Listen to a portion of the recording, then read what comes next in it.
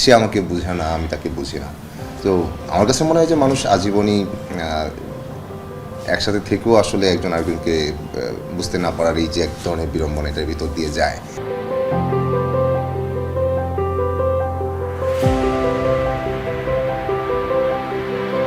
আমার তো ভীষণ ভালো লাগছে যে শালীন ফারজানা তার সাথে আমার দীর্ঘদিন পর আবার দেখা, কাজ হওয়া। তো এখানে যে গল্পটা, সেই গল্পটার ব্যাপারে বলছিলাম যে প্লটটা খুব দুর্দান্ত। এই যে বোঝাপড়া এবং বোঝাপড়া হয়ে ওঠে না আমাদের, সেটা মেনে নিয়েও আমাদের যে সামনে চলতে হয় বা সেটার উপায় কী হতে পারে, কী ধরনের পয়েন্ট আমরা দাঁড় করাতে পারি এবং সেগুলোকে মেনে সামনে আগাতে পারি, সেই ধরনের একটা প্লট। সেখানে আমরা কাজ শুরু করলাম আজকে প্রথম দিন। তো আমার ভালো লাগছে কাজ করে।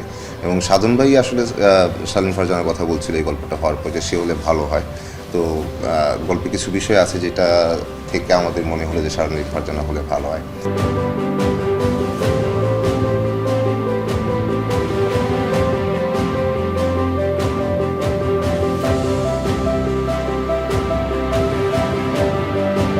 আমি আসলে প্ল্যান করি নাই যে কীভাবে কাম ব্যাক করবো বা কী করব, তবে I always had a plan যে আমি কাজ করব।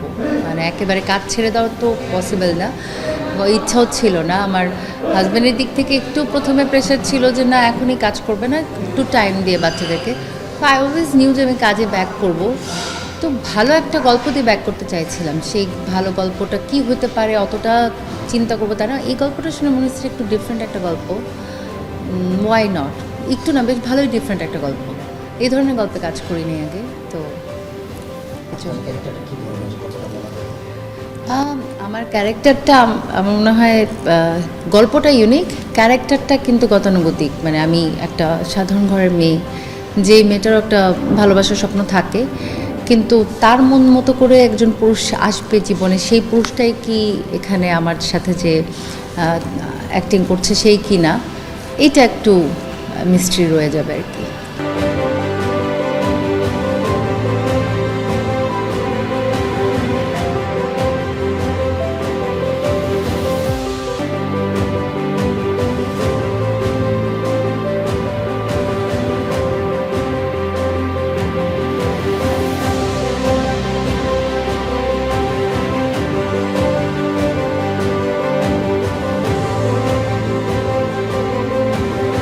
সাধারণত গল্প রাস্তায় ঘুরতে ঘুরতেই করি যে আমাদের সমাজের অসঙ্গতি কী আছে, বা আমাদের সমাজে বর্তমানে কোন বিষয়টা যে নেগেটিভলি দেখা যাচ্ছে যে মানুষের জীবনে প্রভাব বিস্তার করে, ওইখান থেকে আমি গল্পগুলো আসলে সিলেক্ট করি নিজের থেকেই।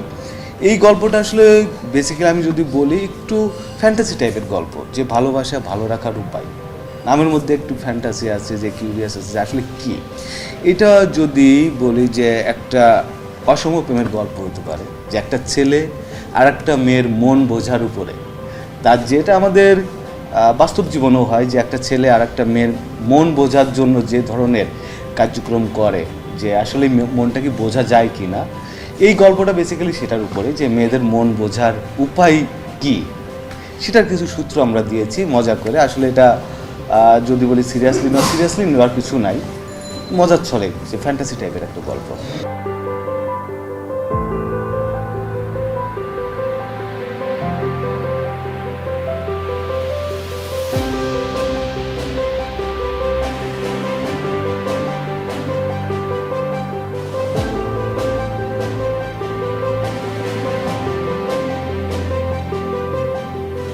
এই নাটকের নামকরণ হওয়ার কারণ হচ্ছে এটাই, যে ভালোবাসা ভালো রাখার উপায়। তো আমাদের মধ্যে যেটা হয় যে আমরা সবসময়ই এই ধরনের দোষারোপ করি আর কি, কাপলগুলো বা সংসারেও এটা চলে যে সে আমাকে বুঝে না, আমি তাকে বুঝি না। তো আমার কাছে মনে হয় যে মানুষ আজীবনই একসাথে থেকেও আসলে একজন আরেকজনকে বুঝতে না পারার এই যে এক ধরনের বিড়ম্বনা এটার ভিতর দিয়ে যায়, সম্পূর্ণভাবে বোঝা আসলে মুশকিল। তো এই যে বোঝে না, সে বুঝে না, তো এই বিষয়টাকে বিশ্লেষণ করি আসলে এই গল্পটা, যে এই দুদিক থেকে যে এই ধরনের দুইটা মানে একই অভিযোগ আসে, তো এই একই অভিযোগের এক ধরনের বিশ্লেষণ এই নাটকে পাওয়া যাবে আর কি।